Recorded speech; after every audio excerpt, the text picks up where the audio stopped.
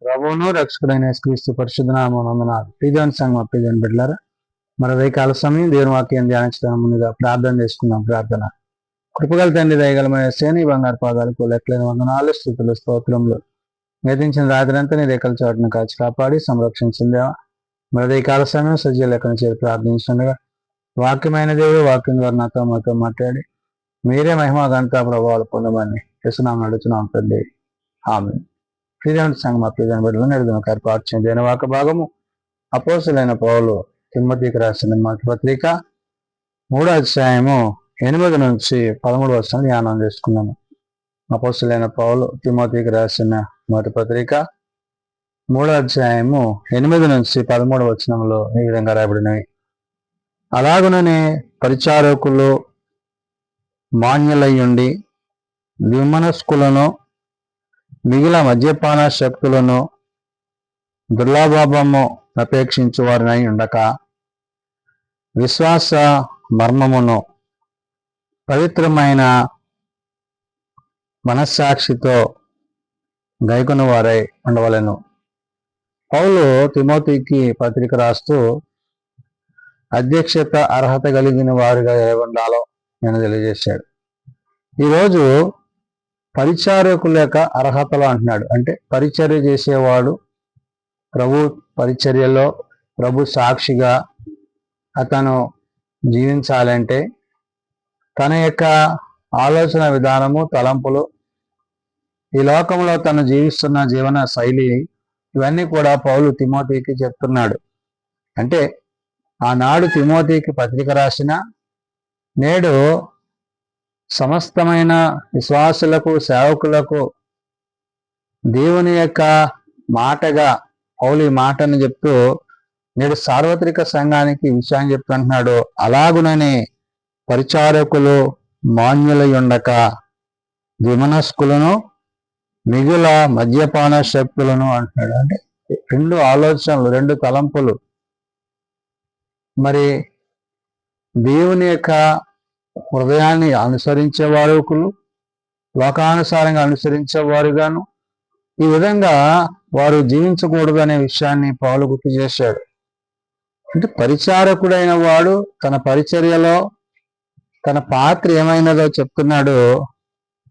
మిగుల మద్యపాన శక్తులను దుర్లాభము అపేక్షించువారనై ఉండక అంటున్నాడు. అంటే త్రాగుడనే వ్యసనానికి బానిస కాక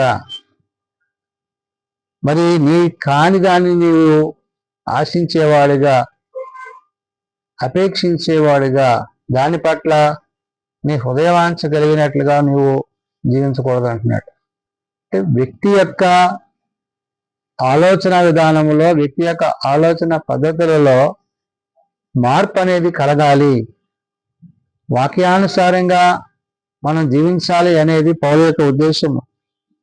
కాబట్టి మద్యపానాసక్తులను దుర్లాభాపేక్షను అపేక్షించేవారనై ఉండక విశ్వాస మర్మము పవిత్రమైన మనస్సాక్షితో గైకొన వారై ఉండవలన.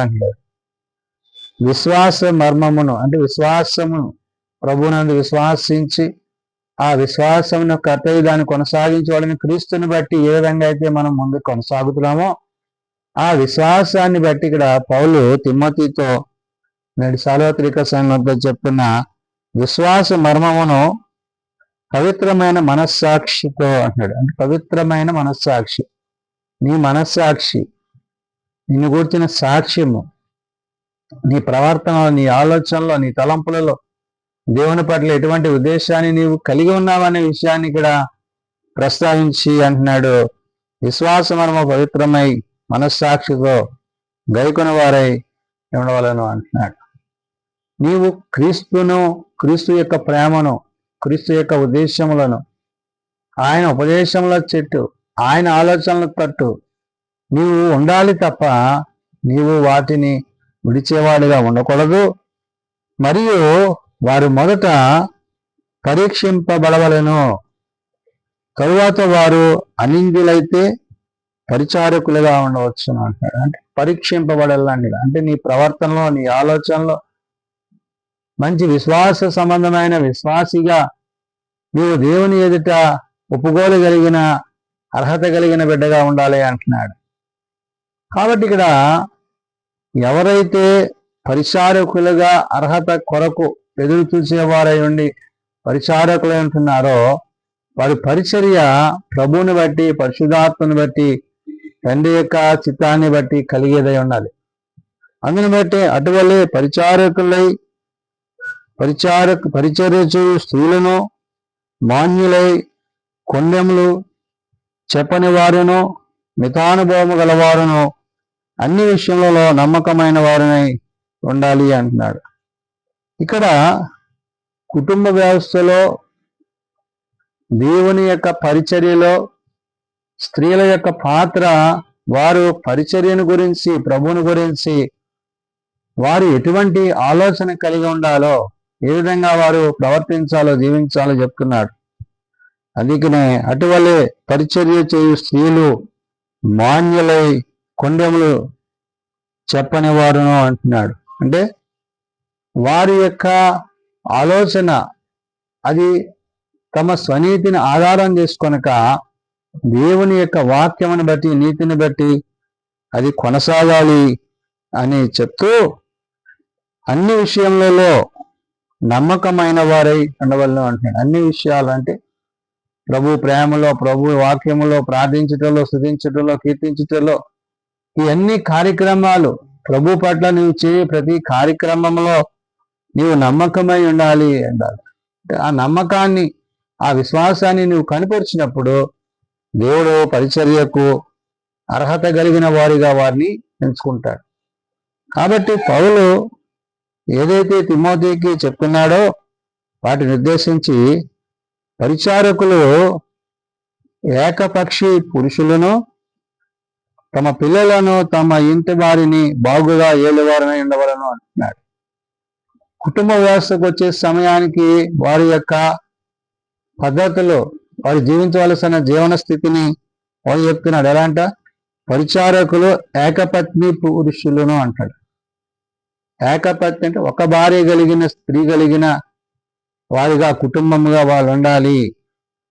తమ పిల్లలను, తమ ఇంటి వారిని బాగుగా ఏలువారని ఉండవలను అంటున్నాడు. అంటే కుటుంబాన్ని, భార్యని, బిడ్డలను తాను సంరక్షిస్తూ, కాపాడుతూ, దాన్ని కొనసాగిస్తూ ప్రభు యొక్క పనిని చేయాలి.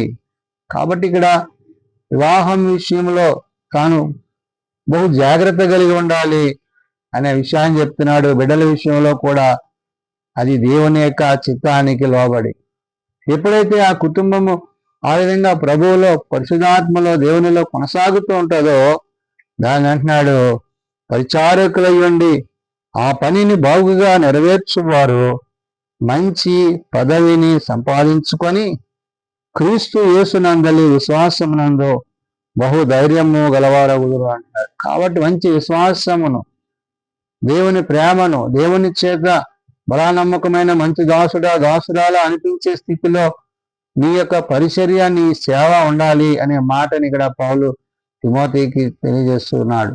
కాబట్టి ఇక్కడ మనము క్రీస్తునకు చేస్తున్నామనే ఉద్దేశమే తప్ప మరి ఏ ఇతరమైన ఆలోచనలు లేక ప్రభువుని బట్టి, పరిశుద్ధాత్మని బట్టి తండ్రి చిత్తాన్ని జరిగించవలసినది.